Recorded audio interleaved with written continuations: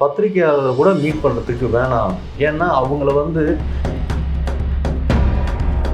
ஏங்க ஒரு விஷயம் அதெல்லாம் எவிடன்ஸ் காட்டணும்னு அவசியம் இல்லைங்க. அவர் கண்ணீர் விட்டு அழுதார். இன்னைக்கு நீங்க என் கையில் இந்தாட்டி நான் நந்தவனம் நந்தகுமார் சார்பா ஒரு 5000 ரூபாய் தரேன், நீ போய் என்னோட ரசிகருக்கு கொடுனா நான் போய் கொடுத்துட்டு நான் ஒரு வீடியோ போட்டுப்பேன், இங்கே பார்த்தீங்களா அப்படின்னு சொல்லிட்டு நான் ஒரு வீடியோ போட்டுப்பேன். புரியுதா? அந்த மாதிரி புசி ஆனந்த் போய் போட வேண்டியதானே. இந்த உலகத்தில் ராஜாவாக இருக்கிற பாக்கியங்கள் சில பேருக்கு கிடைக்கும், மந்திரியாக இருக்கிற சில பாக்கியங்கள் சில பேருக்கு இருக்கும், சில பேருக்கு பிச்சைக்காரனாக இருக்கிற பாக்கியங்கள் கிடைக்கும். விஜய் அவர்கள் இந்த யுகத்தோட அரசால பாக்கியம். புரியுதுங்களா? ராஜாதி ராஜ முதல்ல அரசாலட்டும் சார். இப்போ அவருக்கு குடும்பங்கிறதே கட்சி தான் குடும்பம். அவருக்கு மனைவிங்கிறது புசி ஆனந்த். புரியுதுங்களா? மைத்துனருங்கிறது ஆதவ அர்ஜுனா. இது மாதிரி ஒவ்வொருத்தரும்.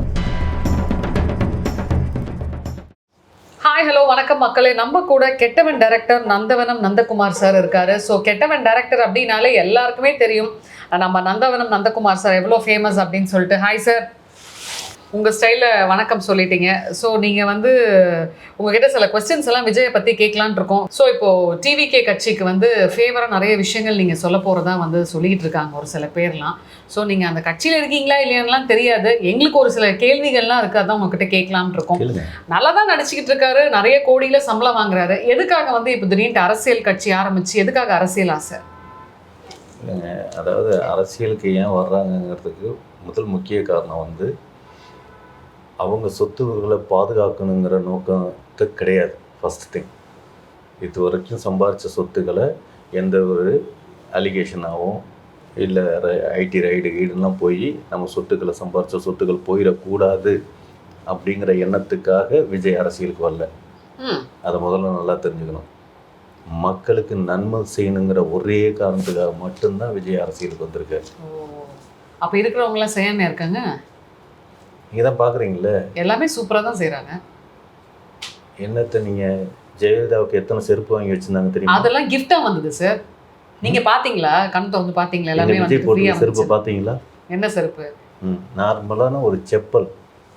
ஆமாம், அந்த ரேஞ்சில் தான் அவரோட வாழ்க்கையத்தோட தரமே இருந்துகிட்ருக்கு. வீடே வந்து பெரிய வீடாக கட்டிட்டாங்க. இல்லாட்டினா அவர் வந்து படுக்கிறது ஒரு 10க்கு 10 ரூமுக்குள்ளே தான் அவர் படுக்கிறது. நீங்கள் அந்த வீடியோ அவர் வந்து ஒரு மக்களுக்கு ஒரு இது கூட வீடியோ கூட விட்டுருப்பாரு. நீங்கள் அந்த ரூமை நல்லா பாருங்கள். ஒரு சின்னதாக ஒரு அந்த ரூம்குள்ளே தான் அவரோட வசிக்கிறார். அவ்வளோ பெரிய பங்களா மாளிகையில் இருந்தாலும் அவரோட ரூம் சின்ன ரூம். கேரவனில் கூட உட்கார மாட்டாரா சார்? கேரவன் அளவுக்கு தாங்க ரூமு. இல்லை, இப்போ ஷூட்டிங் ஸ்பாட்லாம் போனால் ரொம்ப இயல்பாக மக்களோட மக்களாக தரையிலலாம் உட்காந்து சாப்பிட்டு வரேன் என்ன? ஏங்க ஒரு விஷயம் நல்லா ஒன்று புரிஞ்சுக்கணும். நீங்கள் வந்து அதாவது மற்றவங்க அப்படி இருக்காங்களே, விஜயகாந்த் வந்து எல்லாம் மற்றவங்களுக்குலாம் ஒரு விஷயம் நல்லா தெரிஞ்சுக்கங்க. விஜயகாந்த் உட்காந்து மற்றவங்க சாப்பிட்றதெல்லாம் சாப்பாடலாம் பார்த்துட்டு நமக்கு வச்சுருக்க சாப்பாடெலாம் அங்கே இருக்கா அப்படிங்கிறதெல்லாம் இதெல்லாம் போய் நம்மளை விட்டுட்டு மற்றவனுங்களாம் சாப்பிட்றானுங்களா அப்படின்னு பார்க்குறதுக்கு தான் மற்றவங்க சாப்பிட்ற முன்னால் உட்காந்து சாப்பிட்றவங்க. மற்றவங்களுக்கெல்லாம் போகிறதெல்லாம் போயிடுச்சா அப்படின்னா அதெல்லாம் கண்டுக்கக்கூடாதுலாம் இல்லை. எல்லாம் போனதுக்கப்புறம் கடைசியாக சாப்பிட்றது தான் கேரவனில் உட்காந்து சாப்பிட்றது. சரி, ஃபஸ்ட்டு ஓகே, அதை விட்டுருங்க. எனக்கு ஒரு டவுட். இந்த டிவிகே கட்சி த்ரிஷா, விஜய், கீர்த்தி சுரேஷா இல்லை எப்படி? அது தமிழக வெற்றி கழகம்னு அவங்க பேர் வச்சாங்க. ஆமாம், ஒரு மூத்த அரசியல்வாதின்னு தன்னை சொல்லிக்கிறவர். ஆமாம், அவர் வந்து த்ரிஷா, விஜய், கீர்த்தி சுரேஷ்னு அவர் வச்சுருக்காரு. ஆமாம், அது வந்து அவரவர்கள் தனிப்பட்ட விஷயமா இருக்கும். புரியுதுங்களா? இப்போ என்ன சொல்கிறது, இப்போ தற்குறி வெற்றி கழகம் அப்படிங்கிற மாதிரி இப்போ சொல்லிகிட்டு இருக்காங்க. தற்குறி வெற்றி கழகம். ஆமாம், நான் இன்னும் ஒரு படி மேலே கூட நமது நண்பர்கள்லாம் கொஞ்சம் கெட்ட வார்த்தையாலாம் சொன்னாங்க. ஆமாம், உங்களுக்கு பொங்கி எழலையா சார்? நமக்கு எதுக்கு பொங்கி எழுணும்னு கிடையாதுங்க. சில இடத்துல பொறுமை காத்து போகணும். விஜய் எப்படி இப்போ விஜய் வந்து எவ்வளவோ வீரவசனங்கள்லாம் பேசி மேடையில் எல்லா இதையும் இது பண்ணார். பட் இப்போ எவ்வளோ பொறுமையாக இருக்காரு. பொறுமையாக இருக்க வேண்டிய நேரத்தில் பொறுமையாக இருக்கணும். சரி, இப்போ அரசியலுக்கு வந்தாச்சு. அரசியல் ரீதியாக என்ன தான் பண்ணியிருக்காரு அவர்? என்ன பண்ணிகிட்டு இருக்காரா இல்லை ஏதாவது பண்ணாரா? அதாவது பண்ணாரா அப்படிங்கிறதுக்கு எவ்வளவோ பண்ணியிருக்காரு. இன்னைக்கு ஆளுங்கட்சியை எதிர்த்து எந்த அரசியல்வாதி பயங்கரமாக பேசியிருக்காங்க? எல்லாரும் பயந்து போய் வந்துட்டு ஒரு ஏடிஎம்கே வரைக்குமே ஒரு விஜய் எடுத்து மேடையில் மக்கள் முன்னாளில் அவ்வளோ பகிரங்கமாக பேசின விஷயத்த ஒரு ஏடிஎம்கே எடப்பாடி பேசலை. அவங்களாம் எங்கே இடி ரைடுக்கு பயந்து போய் உட்காந்துட்டு இருக்காங்க. இவர் எதுக்கும் யாருக்கும் பயப்படல. ஒரு ஆளுங்கட்சியை எதிர்த்து பேசுதுங்கிறது வேற எந்த தலைவனால முடியும்? விஜயை தவிர ஒரு தலைவனை காட்டுங்க. ஆமாம், அந்த மாதிரி தைரியமான தலைவன் தான் விஜய். அது முதல்ல நல்லா தெரிஞ்சுக்கணும். ஓகே சார், எனக்கு இன்னொரு சந்தேகம் சார். இப்போ இவர் வந்து சந்திக்கக்கூடிய நபர்கள் எல்லாருமே வந்து பார்த்தீங்கன்னா அவருக்கு தெரிஞ்சவங்க அவரு சார்பாக இருக்கவங்களா தான் இருக்காங்களே கண்டி, ஒருத்தர் கூட ஒரு வெளியாலோ இல்லை வந்து ஒரு ப்ரெஸ் ரிப்போர்ட்டர்ஸோ இல்லை ஒரு மீடியா பீப்புளையோ அவர் யாரும் சேர்ந்து இது வரைக்கும் அவர் பேசலையே. அவர் பயமா என்ன இதுதான் பார்த்தீங்களா? இப்படி கொஸ்டினே இப்படி யோசிக்காதீங்க. இப்படி ஒரு கொஸ்டின் யோசிக்கிறதே ரொம்ப தப்பு. ஆக்சுவலாக வந்து இப்போ நம்மளோட பிரைம் மினிஸ்டர் மோடி, புரியுதுங்களா? ஆனால் அவரை போய் நம்ம பார்க்குறோமா? அவருக்கு சார்பாக இங்கே இருக்கிறவங்க ஒரு பிஜேபி ஆஃபீஸில் நம்மளால் அண்ணாமலையை பார்க்க முடியுதா? புரியுதுங்களா? அங்கே இருக்கிற ஆஃபீஸில் இருக்கிற ஒரு எடுபடின்னு சொல்லுவாங்க, அந்த ரேஞ்சில் தான் நம்ம பார்க்குறோம்.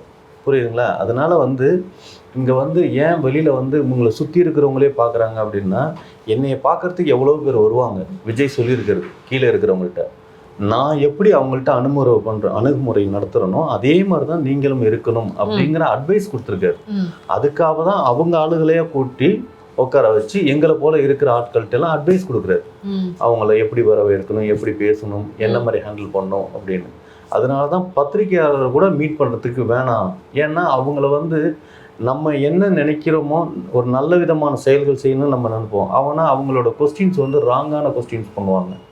ஏன் ராங்காக கொஸ்டின் பண்ண பேசுறதுக்கு முடியாதா சார் இவரால்? ஏன்னா இப்போ நம்ம ஒரு ஒரு ஒரு மீடியா ரிப்போர்ட்டர்ஸை வந்து சந்திக்கிறதுக்கு ஒரு கட்ஸ் இல்லாத ஒரு மனிதர் வந்து எப்படி அரசியலில் நிலைச்சு நிற்க முடியும்? அதாவது நீங்கள் கேட்குற கேள்வியிலேயே ரொம்ப குதர்க்கமான ஒரு பதில் இருக்குது. கேள்வியை அதாவது பத்திரிகைக்காரங்க கேள்வி கேட்டுட்டாங்கன்னா அதுக்கு சரியாக பதில் சொல்லிட்டாங்கன்னா அவன் சரியான அரசியல்வாதியா? கண்டிப்பா அதை ஹேண்டில் பண்ண தெரியவரால கண்டிப்பா மக்களை ஹேண்டில் பண்ண தெரிஞ்சுக்கலாம்ல. நீங்க ஒரு விஷயம் நல்லா தெரிஞ்சுக்கங்க, சைலண்டா ஒருத்தர் இருக்காரு அப்படின்னா கொஸ்டின் பேப்பர் எதுவும் எழுதி கொடுக்கலன்னு அர்த்தம் இல்லைங்க. சைலண்டா ஒருத்தர் இருக்காருன்னா ஒரு முட்டாக்கு அப்படின்னு நினைக்க கூடாது. புரியுதுங்களா? இஸ் எ மோஸ்ட் என்ன சொல்றது இன்டெலிஜென்ட் பர்சன். மோஸ்ட் இன்டெலிஜென்ட் பர்சனாக இருக்கிறதுனால தான் அவங்க ஏடா கூடமாக கொஸ்டின் பண்ணுறாங்க அப்படின்னு. ஒருத்தன் வந்து பத்திரிக்கையாளர்னா எல்லாருமே டீசெண்டாக கொஸ்டின் பண்ணுவாங்கன்னு கிடையாது. சில பேர் வந்து ஒரு உதாரணத்துக்கு வந்து ஒருத்தன் நம்மளை திட்டான்னு வச்சுக்கோங்களேன், ஏன்னா பையன் அதாவது விபச்சாரியின் மகன் அப்படிங்கிறத ரொம்ப சொல்லி திட்டுறான் அப்படின்னா நான் அப்படி இல்லைன்னு வாதம் பண்ணிகிட்டு இருக்கிறது ஒரு ஆகச்சிறந்த முட்டாள்தனம். அதை இக்னோர் பண்ணிட்டு போயிட்டு இருக்கணும். அதை இக்னோர் பண்ணுறது ஆன் ஸ்பாட்டில் கூட இக்னோர் பண்ணிட்டு அடுத்த கொஸ்டின் இது தேவையில்லாமல் என்னால் பேச முடியாதுன்னு சொல்லிட்டு போகலாம். அதுதான் சார். ஏன் சார் இப்போ எவ்வளோ பெரிய பெரிய அரசியல்வாதிகளாக இருக்கட்டும், எத்தனையோ பேர் அரசியலில் இருக்கவங்க வந்து ஒரு விஷயத்தை ஆன் ஸ்பாட் ஹேண்டில் பண்ணுறது இல்லையா? இப்போ நான் கூட தான் உங்களை கேள்வி கேட்குறேன். இப்போ உங்களுக்கு சம்மந்தம் இல்லாத கேள்வியோ இல்லை உங்களை ட்ரிகர் பண்ணுற மாதிரியான கேள்வி கேட்டால் ஒன்று நீங்கள் பேச்ச மாற்றுவீங்க, இல்லை ப்ளீஸ் இந்த மாதிரி கேள்வி இதுக்கு பதில் இல்லைன்ட்டு போயிடலாம். அதை விட்டுட்டு போய் கேமரா பின்னாடி ஒழிஞ்சுப்பீங்களா என்ன? பார்த்தீங்களா, மறுபடியும் நீங்கள் அவர் கேமரா பின்னாடி ஒழிஞ்சுக்கிறாரு, அவர் நிற்க மாட்டேங்க சார். காரில் என்ன வேகமாக போனார் பார்த்தீங்களா? அந்த 40 பேருக்கு மேலே இறந்துட்டாங்களே, அப்போ கார் எவ்வளோ சொகுசு காரில் என்ன வேகமாக போனார் பார்த்தீங்களா அவர்? இல்லைங்க, நீங்கள் மறுபடியும் அந்த 40 பேர் இறந்ததுக்கு சொகுசு காருக்கு வேறல போல அவர் துக்கம் கொண்டாடல அப்படிங்கிற விஷயம் சார். அவர் என்ன செஞ்சார்? சரி சார், இன்னைக்கு ஒரு பேச்சு கேட்குறேன். நான் வந்து உங்களோட ரசிகர், நீங்கள் ஒரு பெரிய சினிமா டைரக்டர் அப்படி இருக்கீங்க, நான் உங்கள் ரசிகர். உங்களுக்காக உங்கள் வீட்டுக்கு வந்த இடத்துல எனக்கு ஏதோ ஒன்று ஆகிப்போச்சு, ஐயோ டீனா வந்தாங்களே நம்மளை பார்க்க, இந்த மாதிரி ஆகிப்போச்சுன்னு ஒரு செகண்ட் நீங்கள் யோசிக்க மாட்டீங்களா? ஒரு விஷயங்க, நீங்கள் எல்லாமே என்ன கொஸ்டின் பண்ணுறாங்க அப்படின்னா அங்கேருந்து ஏன் ஓடிட்டாரு, அங்கேருந்து ஏன் ஓடிட்டாரு அப்படின்னு. ஒரு விஷயம், ஒரு இறப்புங்கிறது போயிட்டு இருக்கிற நேரத்தில் தெரியுது இத்தனை பேர் இறந்துருக்காங்க அப்படின்னு. வண்டியை நடுவழியில் திருச்சிக்கும் கரூருக்குமான இடையில நடுவழியில் நின்று அழுத கண்ணீர்கள் யாருக்கு தெரியும்? நீங்க கூட இருந்தீங்களா சார்? என்னங்க, அதாவது ஒரு தலைவன் கூட இருந்தால் தான் புரிஞ்சுக்கணும்னு அவசியம் இல்லை. புரியுதுங்களா? டெலிபதி. இப்போ நான் இங்கே நினைக்கிறேன் என்னோட ஃபேவரட் பர்சனை பற்றி இப்போ நான் நினச்சிட்டு இருக்கேன், என் வீட்டுக்காரர் நினச்சிட்டு இருக்கேன்னு வைங்களேன். கரெக்டாக எங்கள் வீட்டுக்காரர் ஃபோன் அடிப்பார், என்னம்மா அப்படின்வார். இட்ஸ் கால் டெலிபதின்னு சொல்லலாம். அந்த மாதிரி உங்க தலைவர் வந்து காருக்குள்ள அழுததை வந்து நீங்க எங்கிட்டோ இருந்து நீங்க வந்து ஃபீல் பண்ணிட்டீங்க. சரி சார் அந்த இடத்த விட்டு போயாச்சு, சரி விடுங்க. ஏங்க ஒரு விஷயம் அழுத வீடியோ அதெல்லாம் எவிடன்ஸ் காட்டணும்னு அவசியம் இல்லைங்க. அவர் கண்ணீர் விட்டு அழுதார். அப்படிங்களா? ஆமா, அவர் கண்ணீர் விட்டு அழுதார்னு நான் ஓப்பனா சொல்ல முடியாது. அவர் கண்ணீர் அடக்கி வச்சு அழுதார். அவர் அடக்கி வச்ச கண்ணீர்லாம் யூரினா போயிடுச்சு. சீரியஸா கரூருக்கும் இது திருச்சிக்கும் இடைப்பட்ட இடத்துல வண்டி நிப்பாட்டி யூரின் போயிட்டு அதுக்கப்புறம் தான் டிராவல் பண்ணது. அதான் உண்மை. கண்ணீர் வந்து யூரினா போயிடுச்சு. இதுக்கு மேல என்ன சொல்லணுங்கிறீங்க? சரி சார், இப்ப நீங்க சொல்றீங்க அவரோட கண்ணீர் அத்தனையும் வந்து யூரினா போயிடுச்சு அப்படின்றீங்க. ஓகே, இப்ப அடுத்த கட்ட நடவடிக்கை என்னவா இருக்கும் சார்? அடுத்த கட்ட நடவடிக்கை அப்படிங்கிறது ஒரு விஷயம் நல்லா புரிஞ்சுக்கணும். இது வரைக்கும் வெளியில வரலையே அப்படிங்கிற விஷயம் தான் எல்லாரும் சொல்லிட்டு இருக்காங்க. ஏன் வரல அப்படிங்கிறது ஒரு துக்கம். நம்மளுக்காக இத்தனை உயிர் இறந்துருச்சு, ஆனா அதுக்கு நம்ம காரணம் கிடையாது. ஆனா இறந்து போனது உண்மை. நாம போகல, டயத்துக்கு போகல அப்படிங்கிற கில்ட்டி ஃபீல்னு ஒன்று இருக்குது. புரியுதுங்களா? அந்த கில்ட்டி ஃபீலுக்காக அவர் வீட்டுக்குள்ளார தன்னை சிறைப்படுத்தி வச்சுக்கிட்டு இருக்காரு. சார் அப்போ நீங்க சொல்றதை வச்சு பார்த்தீங்கன்னா அவரை குவாரண்டைன் பண்ணிக்கிட்டாங்களா சார்? சீரியஸாங்க, நம்ம கொரோனால தான் குவாரண்டைன் பண்ணியிருக்காங்க அப்படிங்கிறது. இது 41 பேர் இறந்து போனதுனால அவர் தனியாக சிறைப்படுத்தி வச்சுக்கிட்டாரு. இது உங்கள் தலைவனை பற்றி நான் தப்பாலாம் கேட்கல சார். அதாவது ஒரு சின்ன சந்தேகம். பெரியவங்களாம் நமக்கு சொல்லி கொடுத்து வளர்த்த விஷயம் என்னென்னா, ஒரு நல்ல சுப நிகழ்ச்சிக்கு போக முடியாட்டி கூட ஒரு துக்க நிகழ்ச்சிக்கு போய் நம்ம ஒரு ரெஸ்பெக்ட்னு ஒன்று இருக்குது இல்லையா, ஒரு ரெஸ்பான்சிபிலிட்டின்னு இருக்குது. நம்ம போய் ஒரு தலையை காட்டணுன்றது தான் நம்ம அப்பா அம்மாலாம் நமக்கு சொல்லி கொடுத்து வளர்த்த விஷயம். இவர் ஒரு பொது இடத்துல இப்போ வீட்டுக்குள்ளே இவர் எப்படி வேணால் இருந்துட்டு போட்டோம், யார் பார்த்துட்டு இருக்க போகிறா?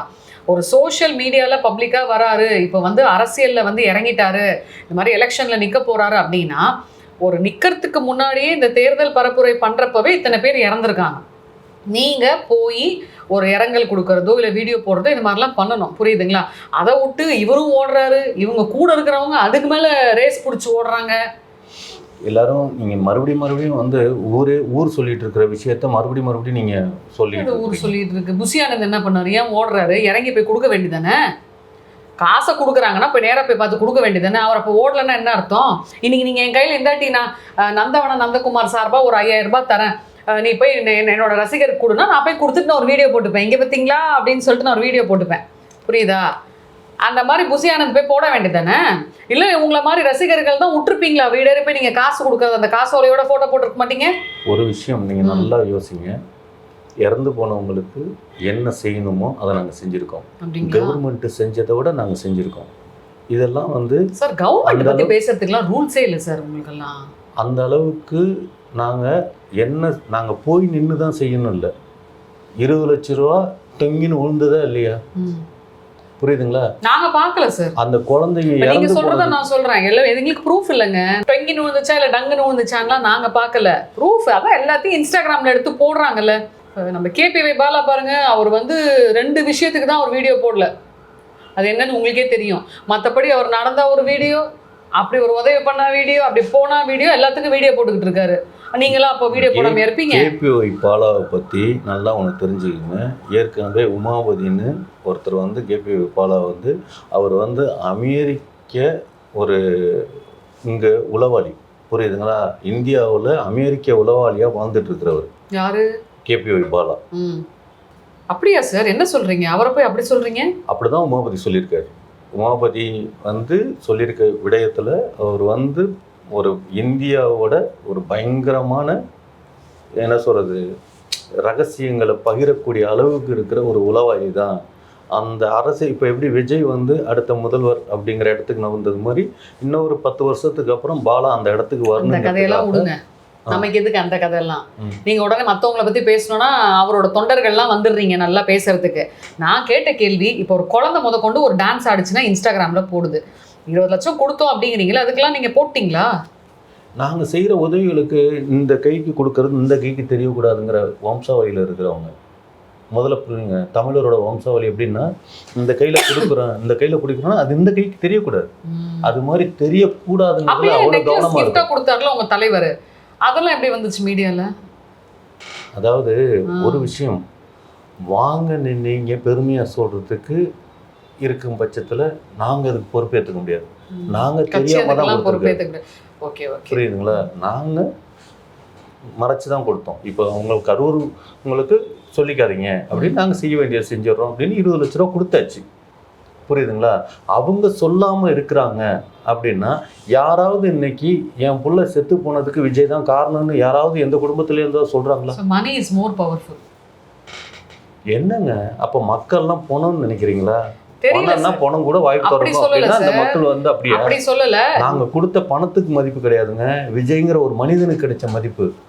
ஆமா, இந்த யுகத்தோட சகாப்தம் விஜய் வந்து பிறந்திருக்கிறது, இந்த அவதார புருஷன். அப்ப நீங்க எல்லாம் வாழ வந்தாங்க, மத்தவங்க எல்லாம் நான் சாவா வந்தோம். எல்லாரும் சகாப்தம் தான் சார். இங்க யாரும் ஏற்றமோ இறக்கமோ கிடையாது. All are equal. புரியுதுங்களா? அப்படின்னு நினைக்க கூடாதுங்க. ஆல் ஆர் ஈக்குவல் என்னைக்குமே கிடையாது. நீங்க என்ன விஜய் சொல்ற மாதிரி கடவுளுக்கு ஈக்குவலா உங்களை பேசிட்டு இருக்கீங்க? ஒரு விஷயம் நல்லா புரிஞ்சுக்கணும். நீங்கள் சொல்கிற எல்லா பாயிண்ட்லேயுமே வந்து வந்தவங்க எல்லாருமே சாக தான் போகிறாங்க. பல பேர் நமக்கு முன்னால் போயிட்டாங்க, பல பேர் நமக்கு பின்னால் வந்துட்டுருக்காங்க. நாம் மட்டும் அப்படியே இருக்க போகிறோம் அப்படின்னா யாருமே அப்படி கிடையாது இந்த உலகத்தில்.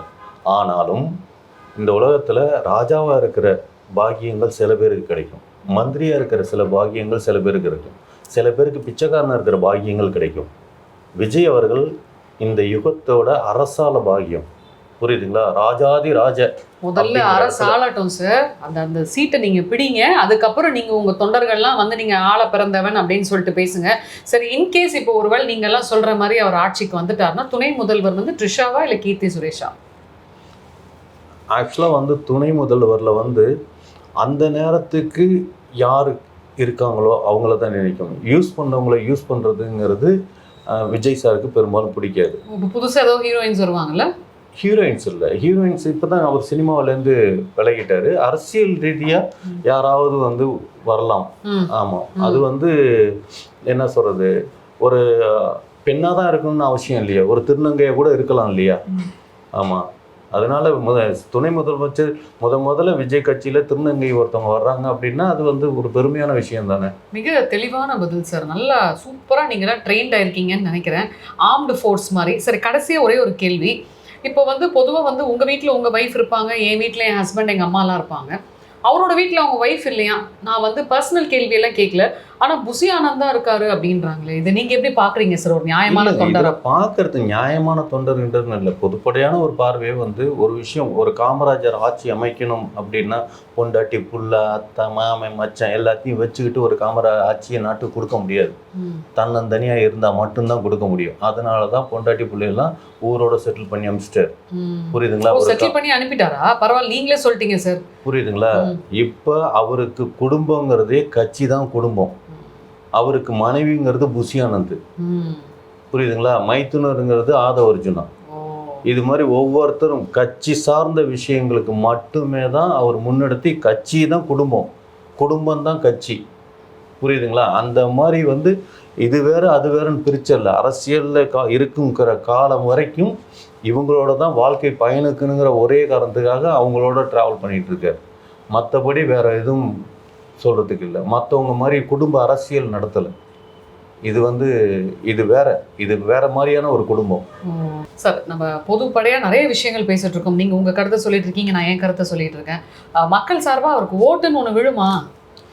ஏங்க ஒரு விஷயங்க, மக்கள் ஓட்டு போட்டு தான் விஜய் அவர்களை தேர்ந்தெடுக்கணும் அவசியமே இல்லை.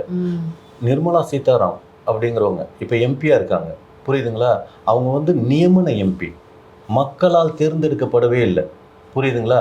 அது மாதிரி விஜய் வந்து மக்களால் தேர்ந்தெடுக்கப்பட்டு தான் உங்களுக்கு முதலமைச்சர் ஆகணும்னு அவசியமே கிடையாது. புரியுதுங்களா? அவர் வந்து நியமன எம்பி ஆயிடுவாங்க. அப்படி நியமன எம்பியா எப்படி நிர்மலா சீதாராமன் ஆனாங்களோ அதே மாதிரி நியமன சிஎம் விஜய் அவர்கள். சீரியஸா, நியமன சிஎம் விஜய் அவர்கள். எதை வச்சு சொல்கிறேன்னா, இன்னைக்கு வந்து அதிமுக, பாஜக, அப்புறம் மற்ற கூட்ட எல்லா கட்சியுமே விஜய்க்கு ஆதரவான விஷயத்துக்கு இருக்காங்க. ஒன்லி அகைன்ஸ்ட் டிஎம்கே மட்டும்தான் இருக்குது. அதனால எல்லா கட்சியும் சார்பாக அவரை வந்து நியமன சிஎம் ஆக்கிடுவாங்க. புரியுதுங்களா? சீரியஸாக நீங்கள் வந்து 2020 நியமன சிஎம் விஜய், அடுத்தாப்புல 2031 சீரியஸாக பிஎம் விஜய் வந்து பிஎம் சீரியஸா. அதுக்கப்புறம் வந்து அமெரிக்க பிரசிடென்ட் கூட ஆகிறதுக்கு தகுதி, அத்தனை தகுதி அவருக்கு இருக்குது. அமெரிக்கா சார் ஒரே சிரிப்பா வருது சார் எனக்கு. சார் முதல்ல ஆளும் கட்சியை பற்றி பேசுறதுக்கு யாருக்கும் ரைட்ஸும் இல்லை, மற்ற கட்சியை பற்றி பேசுறதுக்கு நமக்கான அந்த உரிமையெல்லாம் எதுவுமே கிடையாது. முதல்ல உங்கள் கட்சி ஜெயிச்சா நம்ம ஓட்டு வரப்போகிற போட்ட விஷயம், மக்களாகிய நான் எப்படியும் பேசலாங்க, உண்மையை பேசிட்டு இருக்கேன். முதல்ல இறங்கி போய் ஃபீல்டு ஒர்க் பண்ணணும் சார். அதுக்கப்புறம் தான் நம்ம மற்ற விஷயத்தை பற்றி பேசணும். எனிவேஸ் நிறைய விஷயங்கள் நீங்கள் வந்து ஒரு தொண்டராக வந்து அவருக்காக வாய்ஸ் அவுட் பண்ணியிருக்கீங்க சார். மிக்க மகிழ்ச்சி, நன்றி.